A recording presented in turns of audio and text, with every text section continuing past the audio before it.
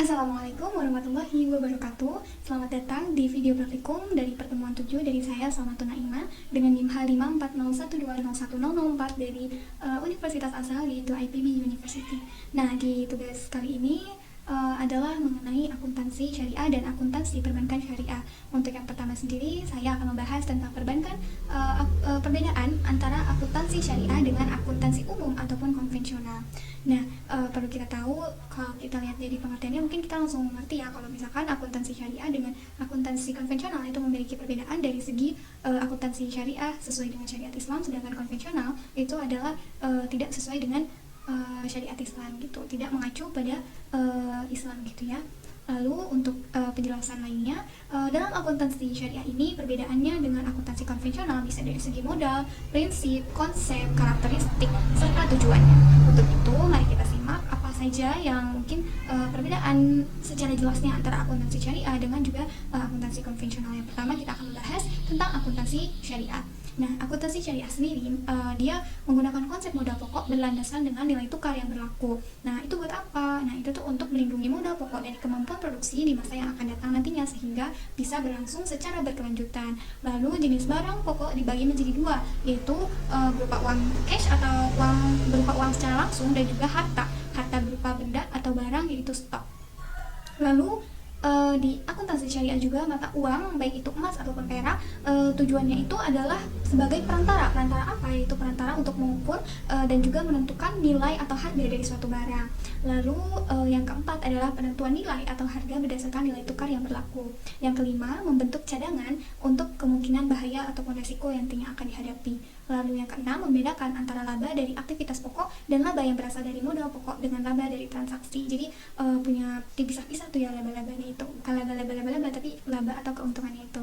Lalu ada wajib menjelaskan asal sumber pendapatan. Jadi sumber pendapatannya kan kita tahu ya, kalau dari syariah sendiri harus yang halal dan tidak keluar dari syariat Islam. Jadi kita harus tahu menjelaskan asal sumbernya tuh dari mana.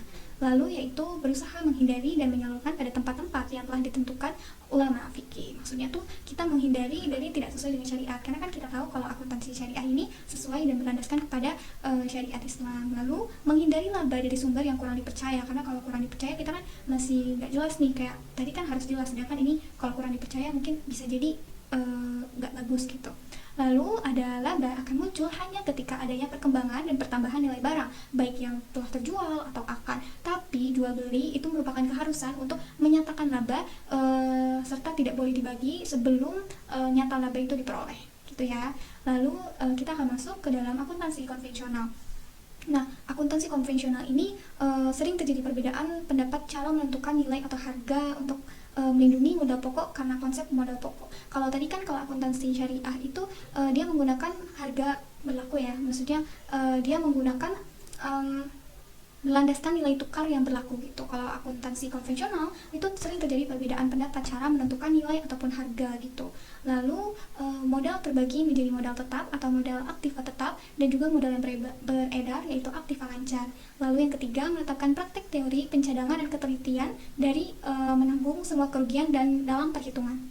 Lalu yang keempat, ada menyampingkan laba yang bersifat mungkin. Lalu yang kelima, menerapkan praktek prinsip laba universal meliputi laba dagang, modal pokok, laba tercipta hanya saat terjadi transaksi jual beli. Lalu untuk selanjutnya kita akan membahas tentang dasar hukum dalam akuntansi syariah. Nah, dasar hukum dalam kita melaksanakan akuntansi syariah adalah bersumber dari Al-Quran dan juga Sunnah Nabawiyah, dan juga ada ijma yaitu kesepakatan para ulama, dan kias persamaan suatu peristiwa tertentu, dan juga urf atau adat kebiasaan yang adatnya itu tidak boleh bertentangan dengan syariat Islam. Nah, kaidah-kaidah akuntansi syariah ini memiliki karakteristik khusus yang membedakan dari kaidah akuntansi konvensional, yaitu kaidah-kaidah akuntansi syariah sesuai dengan norma-norma masyarakat Islami dan termasuk disiplin ilmu sosial yang berfungsi sebagai pelayanan masyarakat dan tempat penempatan akuntansi tersebut.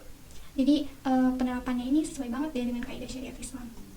Lalu kita akan melanjutkan ke prinsip akuntansi syariah. Nah, prinsip akuntansi syariah ini ada 3, yaitu adalah prinsip bertanggung jawab, yang kedua ada prinsip keadilan, dan yang ketiga adalah prinsip kebenaran. Nah, sedikit kita jelaskan tentang prinsip bertanggung jawaban, yaitu di dalam Islam ada kita berpedoman kepada Al-Quran, di mana setiap yang kita lakukan akan dipertanggungjawabkan. Seperti itu pula dalam prinsip akuntansi syariah ini, sebagai kita manusia dalam melakukan transaksi, maka dilakukan pertanggungjawaban, yaitu melalui laporan keuangan dan laporan akuntansi. Nah, yang kedua adalah prinsip keadilan, yaitu dalam pemaknaannya kata keadilan ini ada 2, yaitu yang pertama makna keadilannya itu sesuai dengan moral seperti kejujuran, karena kan kejujuran itu sangat penting. Kalau kita nggak jujur maka tidak ada yang namanya keadilan. Lalu yang kedua adalah maknanya keadilan yang harus berpijak pada nilai dan etika syariat Islam ya, etika syariat serta moral. Jadi mendorong akuntansi yang modern menuju ke akuntansi yang lebih baik. Yang ketiga yaitu prinsip kebenaran. Kebenarannya itu yang sesuai dengan syariat, jadi akan menghasilkan laporan akuntansi yang secara benar dan tidak ada penyelewengan.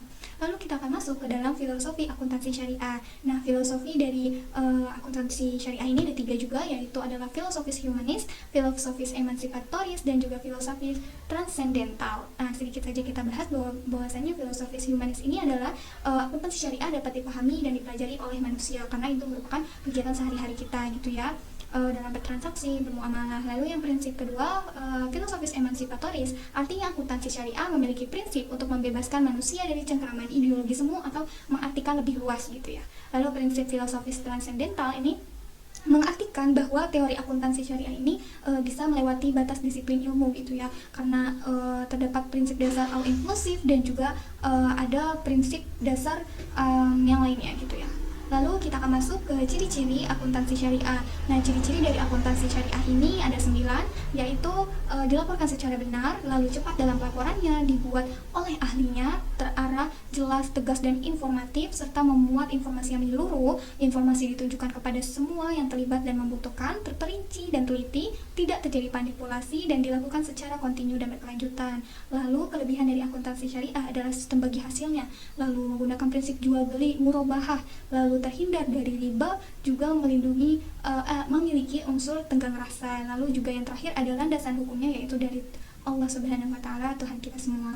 Lalu karakteristik dari akuntansi syariah adalah transaksi syariah dilakukan berdasarkan prinsip saling paham dan saling ridho.